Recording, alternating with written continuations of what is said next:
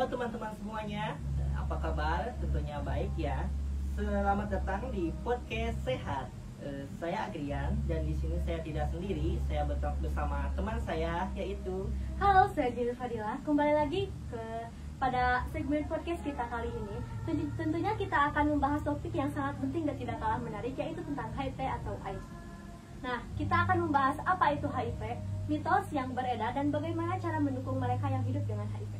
Betul sekali, dan untuk itu kita sudah mengundang seorang narasumber yaitu Kang Jia Ahmad, SMAG TCI. Apa kabar Kang? Alhamdulillah baik. Sehat dua-duanya. Alhamdulillah Sehat. Boleh nih Kang, mungkin supaya teman-teman yang nonton kenal, boleh nih Kang Perkenalkan.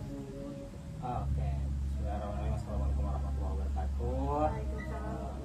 Perkenalkan, nama saya Ahmad Zakaria, panggilannya Kang Zea. Kebetulan saya juga bekerja di klinik PTH dan juga di rumah sakit Sport Medina ya, di bagian psikologi atau mental health-nya ya. Jadi mungkin pertanyaannya berkaitan dengan apa itu HIV, berkaitan dengan mental health-nya gitu ya. Kalau misalkan secara apakah virus apa ini, mungkin sebenarnya dokter gitu ya. Tapi itu mungkin itu sebagian keseharian saya itu sebagai tenaga kesehatan mental di klinik dan juga di rumah sakit. Terima kasih Kang sudah berkenan hadir dan menyempatkan waktunya untuk datang ke podcast kami kali ini. Tanpa berlama-lama, mungkin saja langsung saja ya kita ke topik yang utama yang akan kita bahas. Dalam episode ini kami akan membawa Anda untuk memahami lebih lanjut mengenai bagaimana HIV merebak gejalanya dan apa yang boleh kita lakukan untuk melindungi diri kita. Sebelum kita lanjutkan, saya ingin mengingatkan bahwa kita semua boleh memainkan peranan ya dalam mengurangkan stigma terhadap HIV. Seorang yang dijangkiti HIV itu tidak perlu dipandang rendah atau dijauhi. Mereka berhak mendapatkan sokongan dan rawatan yang sewajarnya. Sekarang mari kita teruskan dan mengetahui bagaimana HIV merebak dan apakah cara untuk mencegahnya. Ikuti kami dalam segmen berikutnya. Kang, bisa dijelaskan nih secara singkat apa itu HIV atau AIDS? Oke, kalau HIV AIDS ya sebenarnya teman-teman juga sudah mempelajarinya ya tentang bagaimana kekebalan tubuh kita ini jadi menurun akibat virus yang memang menyerang imunitas kita ya, imun yang merusak imun kita juga seperti itu.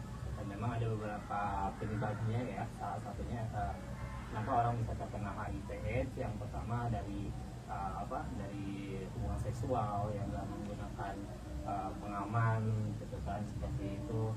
Kemudian dari kontak dari darah gitu kan, dari jarum suntik gitu kan, kemudian penggunaan jarum suntik dari darah dari satu ke satunya lagi gitu kan, dari donor juga, kemudian dari ibu menyusui gitu, kemudian kontak dengan cairan tubuh misalkan seperti itu ya. Jadi misalkan hubungan kan itu ada cairan tubuh seperti itu. Jadi ada penyebabnya yang menyebabkan HIV itu menular ya, penularannya seperti itu gitu ya. Terus apa lagi? Jadi HIV itu tidak langsung ke AIDS gitu. Enggak, ada fasenya, ada tahapannya. Ada tahapannya, ada fase 1, fase 2, fase 3 gitu kan. Kalau fase 1 itu biasanya demam, kemudian kurangnya nafsu makan, kemudian sariawan, kayak gejala flu lah seperti itu. Seperti gejala flu kayak gitu kan. Mungkin langsung fase 2 mengembang menjadi fase 2, mulailah ada gejala-gejala selanjutnya gitu kan, sebelum ke fase ketiga kena ke AIDS gitu kan. Jadi mulai itu langsung akan menurun, kemudian jadi gampang lemas dan lain-lainnya seperti itu. Langsunglah ke fase ketiga itu dari fase kedua ke ketiga itu sekitar 10 tahun. Lama juga ya. Nah, baru fase ketiga, kalau udah fase ketiga itu udah masuk ke AIDS gitu kan. Itu udah parah gitu kan. Kalau kita mau masih HIV masih ada lah, katakanlah obat supaya tidak merambat ke AIDS. Memang belum ada obat yang benar-benar katakanlah sudah menyembuhkan, setidaknya si virus itu tidak berkembang dan si orang yang terpapar HIV ini masih katakanlah hidupnya bisa bertahan hidup lebih lama lagi. Iya. Untuk kan misalkan kalau misal dari kanker mah ada stadium 1 dan stadium 2 dan seterusnya maksudnya. Kalau di HIV itu berbentuk dengan tingkat 1 dan tingkat 2 apa bagaimana? Fase 1, fase 2, fase 3 gitu kan. Tapi memang kalau misalkan udah HIV ya udah parah gitu kan, seperti itu. Tapi sebenarnya sih banyak, salah satunya juga orang yang mengidap HIV ya. Jadi belum AIDS gitu kan. Ada seorang pemain basket ya Amerika yang nama Magic Johnson. Dia mengidap HIV ini tahun 1991 dan tahun 2018 dan kalau nggak salah juga dia datanya waktu itu saya dapat kayak 2018 dia masih aktif, masih sehat gitu kan. Itu berarti lama banget kan gitu. Karena memang kalau masalahnya adalah stigma masyarakat kalau orang udah terkena HIV udah dijauhi, itu membuat kalau kita stres, kalau saya diskusi sama dokter juga itu bisa menurunkan imun kita lebih cepat gitu. Dan itu memang kita harus coba untuk rangkul orang-orang yang terkena HIV gitu ya. Dan memang tidak semuanya lewat kenakalan juga ya. Misalkan kayak anak yang terlahir dari orang tua yang terkena HIV kan dia nggak bersalah sama sekali gitu kan, seperti itu. Jadi stigmanya kasihan juga kalau misalkan anak kecil gitu kan yang terkena atau enggak, mohon maaf ya, sekarang merambah itu kebanyakan sekarang tuh yang kena HIV itu ibu-ibu. Oh jadi kalau misalkan HIV itu bisa juga dari DNA? Iya, dari DNA. Ibu-ibunya kenapa? Karena bapak-bapaknya yang nakal. Jadi yang dari nakal, nah jadi si bapak-bapaknya jajan keluar dan menularkannya ke istri dan anak, HIV, dan sifilis dan lain-lainnya. Jadi ya kalau untuk bapaknya sih namanya itu ya itu udah konsekuensi dia, tapi kasihan juga istrinya, anaknya nggak bersalah sama sekali jadi terkena gitu kan. Dan ini sekarang lebih banyak itu kenanya itu ke ibu-ibu dan juga LSL, seks laki gitu kan, yang terkena LGBT gitu ya. Jadi itu di toksiknya khususnya itu banyak banget gitu kan, jadi yang terkena HIV gitu ya. Kalau sekarang udah mulai ada penurunan ya, tahun berapa ya, tahun 2020 masih kategori nomor 2 secara barat gitu kan. Banyak yang jajannya ya Allah. Ya.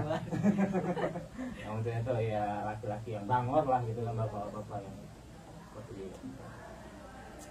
Banyak sekali mitos nih Kang, saya mau nanya nih, salah satu yang mungkin pernah saya dengar itu HIV itu benar gak sih bisa menular gitu melalui sentuhan gitu atau berbagai makanan? Enggak. Jadi mitos itu kan, nggak sampai malah air liurnya juga harus dilawan gitu kan. Oh ya. Tapi memang sih kan sekarang juga tetap aja ya ada selain memang sih parah HIV ya dibanding dengan sekarang ada hepatitis B.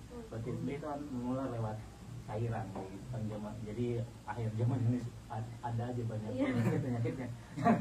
Ya kayak gitu, makanya jaga tubuh kalian ya. Kalau misalkan kalian mau punya pasangan gitu, mau nikah, itu harus benar-benar dicek dulu deh ya. Kalau misalkan si cowoknya abdi mah baru jangan percaya gitu doang gitu kan, tetap harus diperiksa ke puskesmas sebelum pernikahan tuh. Takutnya pas kalian nikah tiba-tiba si naudzubillah ya suaminya terkena sifilis lah gitu kan, terkena HIV lah, terkena hepatitis B. kalian sendiri yang rugi gitu kan. Sebenarnya sebenarnya apakah yang orang yang HIV itu kalau misalkan mohon maaf ya, misalkan naudzubillah benar-benar enggak ya dapat ternyata pas dicek pasangan teteh itu pas menikah terkena HIV, bisa anak teteh dan anak tuh nggak tertular karena ada obatnya. Ada obatnya namanya tuh ART ya, apa ya sih katanya tuh anti obat yang katakanlah supaya tidak berkembang gitu kan. Ada di komunitas dukungan sebaya, ketuanya di yang Pak siapa itu pokoknya komunitas Dukaman Sebayang di Tasik itu dia terkena HIV gitu.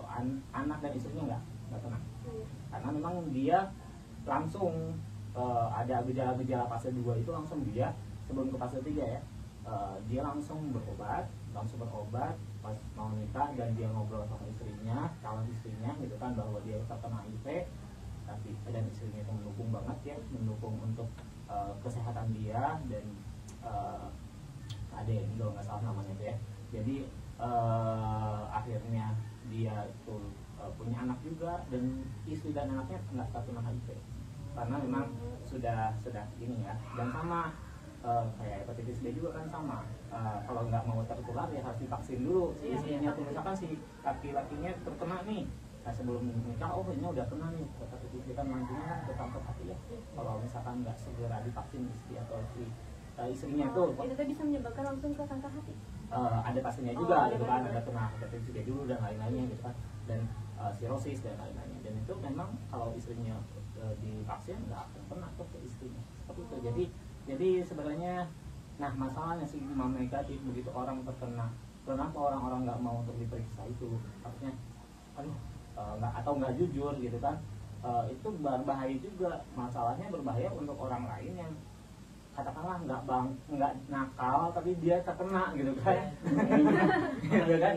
Nggak misalkan dulunya misalkan si laki-laki itu laki-laki nggak benar gitu kan, pasangan nggak benar, tapi oh iya aku mau nikah nih, memang sih apa ya, kalau itu senang sama tujuannya orang-orang yang bertobat, tapi di sisi lain tuh memang harus sadar bahwa dulunya oh kok nggak bener nih, berarti kita harus periksa dulunya, misalkan suka minum atau apa, periksakan itu penyebab apa hepatitis B juga dari minuman, kemudian dari penggunaan narkoba dan lain-lainnya itu juga bisa kena HIV juga seperti itu. Maka si orang tersebut harus sadar, langsung diperiksakan, terus pas diperiksakan bisa ngobrol sama pasangannya kalau misalkan pasangannya mau menerima, dan insya Allah kalau misalkan kalau penanganannya sedini mungkin nggak akan nyebar ke orang.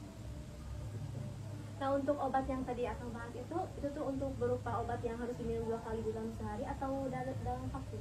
Oh enggak, itu obat minum biasa gitu kan, itu seumur hidup harus diminum seumur hidup. Kalau udah kena HIV harus diminum seumur hidup setidaknya supaya tidak menularkan kepada istrinya. Oh, ya, berarti virusnya itu hanya di tidurkan saja, tidak bisa. Iya, jadi dan memang umur yang kena HIV kalau kita penanganannya sejak dini itu nggak akan nggak akan membuat imunnya cepat drop juga kalau dikasih obat. Memang sih penanganan yang dini mungkin mah hindarilah hubungan di luar nikah gitu ya, hindari gitu ya, pokoknya dihindari gitu kan, apalagi teman-teman mahasiswa tuh hindari banget gitu kan. Kalau misalkan ada yang pacar yang pengen cium-cium, bentar dulu kita puskesmas gitu. Diperiksa dulu gitu kan. Betul sekali. Kayak gitu soalnya. Mencegah. Soalnya mau pakai masker teh gitu kan. Mau erek air nyosor teh, kalau ada yang nyosor, sorry. Neng buka gitu kan, nggak mau gitu. Pakai puskesmas dulu gitu kan. Soalnya bahaya juga, kan kita juga yang rugi gitu kan. Kita juga yang rugi kalau kita kena penyakit kayak misalkan apakah itu HIV, apakah itu hepatitis, apakah itu TBC, itu kan lewat menularnya mulut juga seperti itu. Jadi memang kita harus hati-hati ya. Untuk pengobatan HIV nih Kang, kan berupa obat itu yang misalkan ada tahapan untuk obatnya nggak? Misalkan dari yang kecil terlebih dahulu atau dari yang obat gimana gitu? Oke. Kalau obat itu saya belum paham, cuman emang ada obatnya ya. Tahapan-tahapannya kalau misalkan sudah AIDS udah parah ya, jadi memang dia udah imunnya udah hilang banget ya. Jadi kalau flu tuh parahnya itu luar biasa.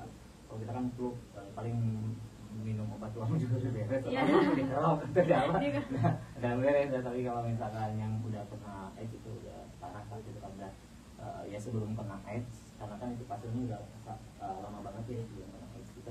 Jadi memang diusahakan berobat lah, langsung periksakan dulu ke puskesmas atau ke klinik itu kan untuk mau tes HIV gitu kan.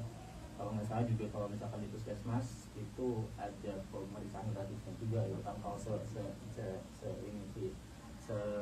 misalkan tadi di kecamatan Makumi, misalkan di puskesmas Makumi itu boleh, dan itu memang ada programnya juga gitu kan, supaya tidak dia menyebar luas gitu kan. Ini penyakit yang memang katakanlah belum ada obatnya yang benar-benar bersih gitu kan.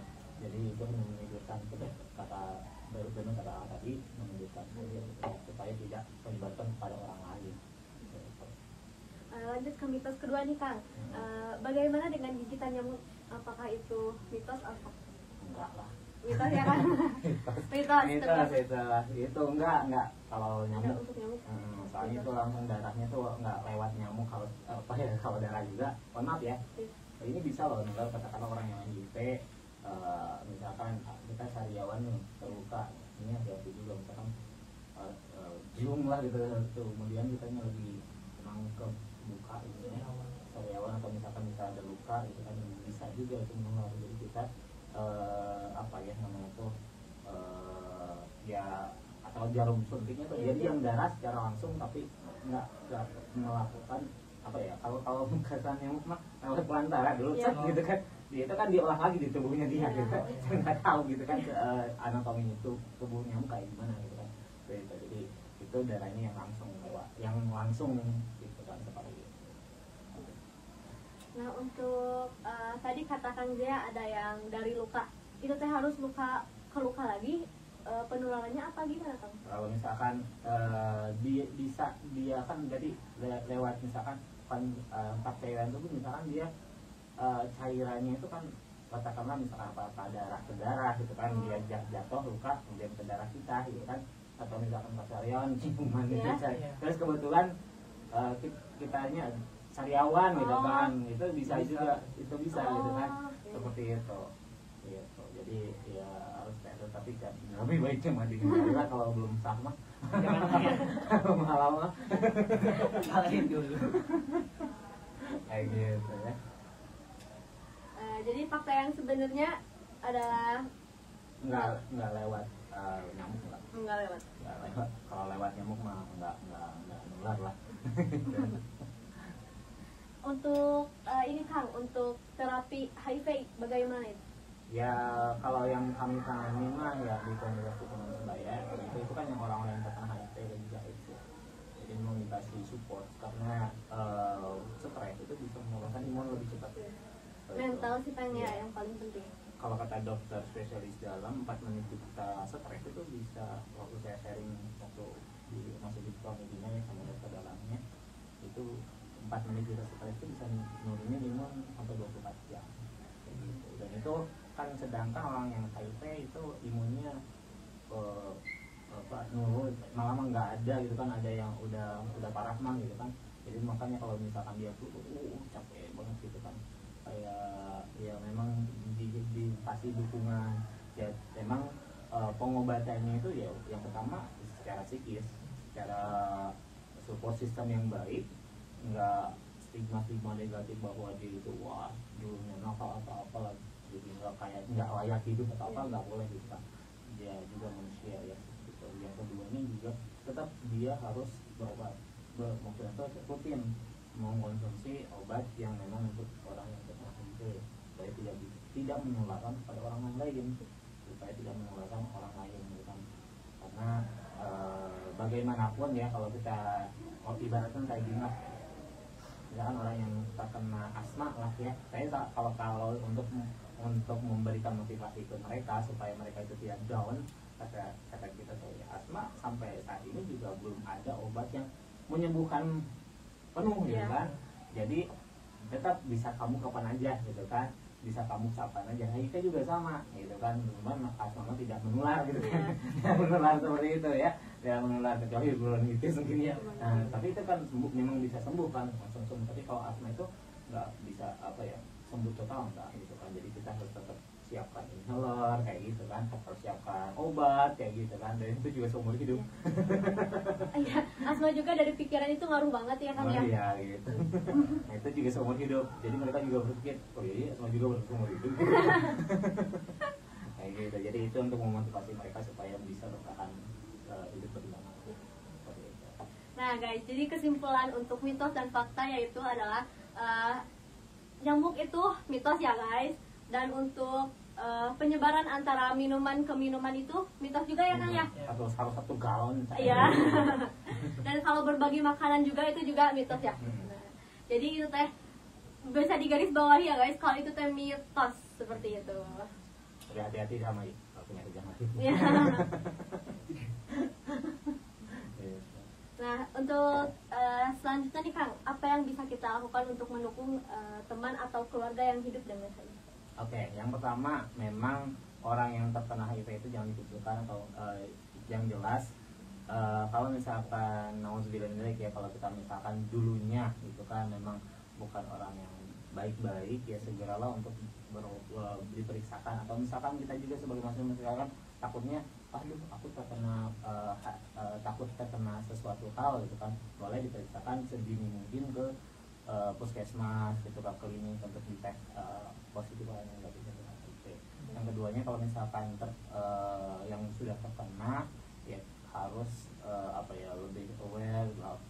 Sekarang ada namanya komunitas dukungan sebaya yang di bawah naungan dinas kesehatan ya, gabung saja di sana, atau misalkan tanya-tanya ke puskesmas gitu kan, di sana ada orang-orang yang terkena HIV tapi dia masih bertahan hidup. Soalnya yang paling utama adalah memang dukungan support system supaya bisa bertahan hidup lebih lama lagi ya.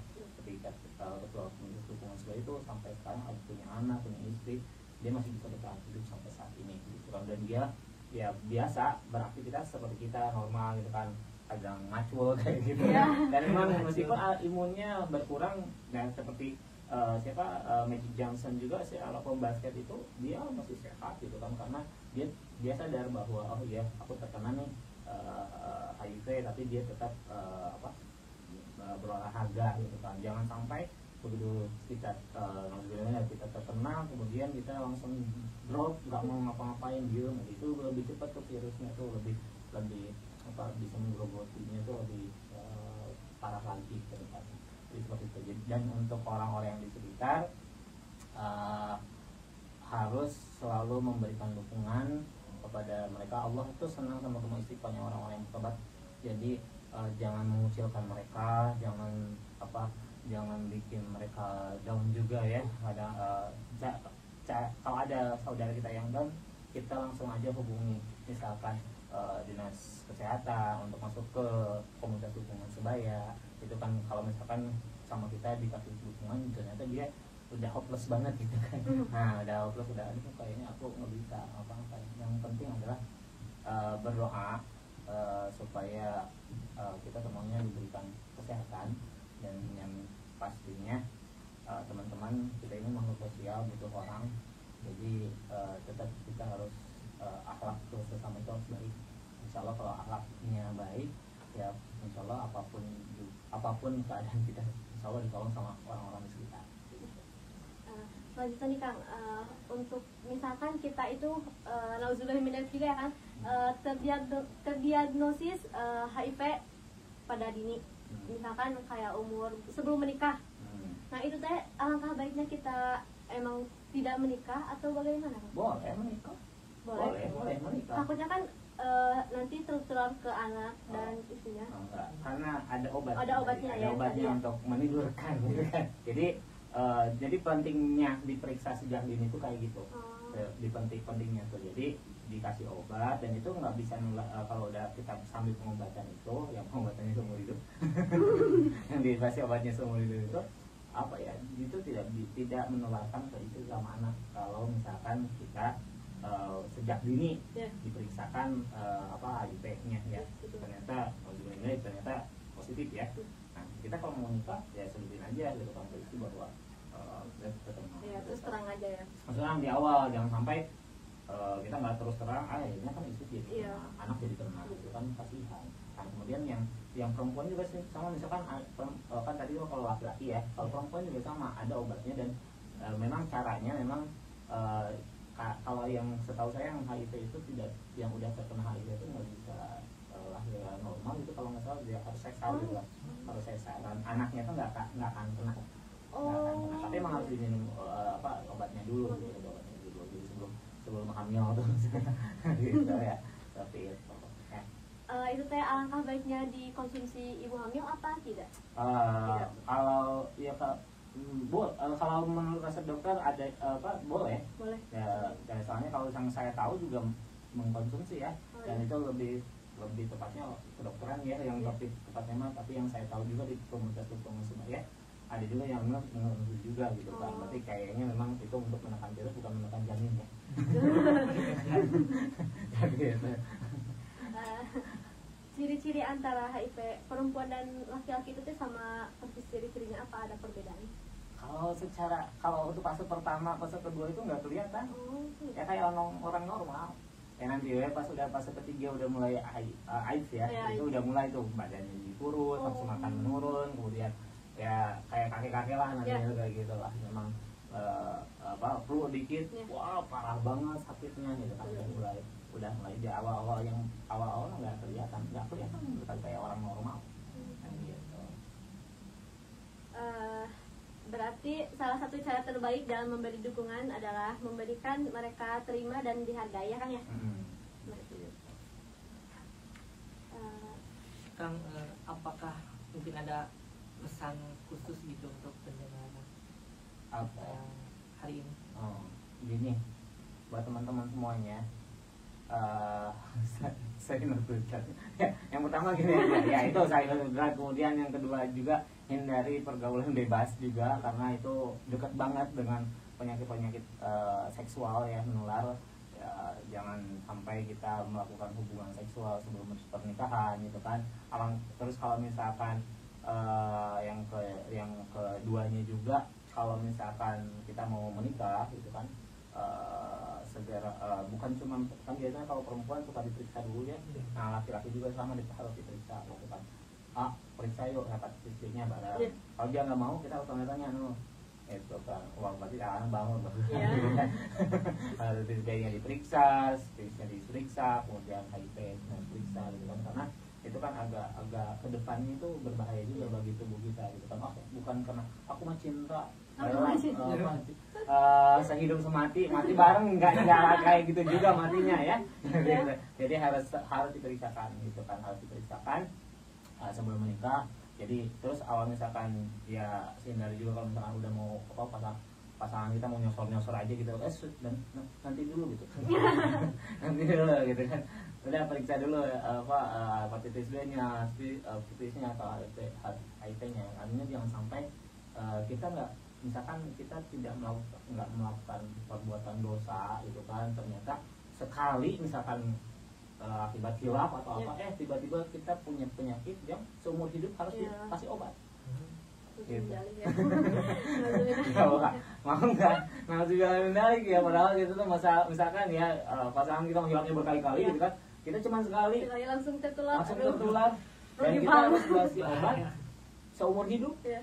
Itu pun kalau kita sadar, kalau kitanya sadar, kalau enggak ya langsung ya beberapa tahun kemudian bisa meninggal gitu kan, kalau dikasih obat gitu kan, seperti itu. Jadi ya memang ujian untuk mahasiswa sekarang juga banyak lah ya, karena yang ngajak-ngajakin yang nggak benar ya, pokoknya kita harus tolak kalau misalkan itu hal yang nggak benar seperti itu. Baik, HIV bukanlah akhir dari segalanya ya Kang ya.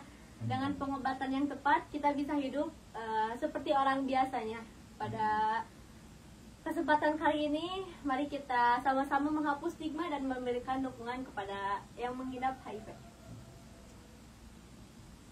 Terima kasih banyak Kang Zea atas waktu dan penjelasannya. Terima kasih juga para pendengar yang setia mengikuti episode ini. Sampai jumpa mungkin di episode berikutnya. Tetap sehat, tetap peduli, dan jangan lupa berhenti untuk belajar. Terima kasih. Wassalamualaikum warahmatullahi wabarakatuh. Waalaikumsalam warahmatullahi wabarakatuh. Boleh minta foto dulu ya? Boleh.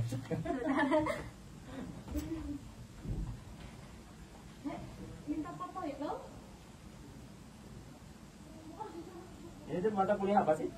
Mata kuliah kebijakan kesehatan. Oh, kebijakan kesehatan. Tapi yang satu lagi malah Jumat tuh apa ya judulnya? Itu agak ribet tentang undang-undang.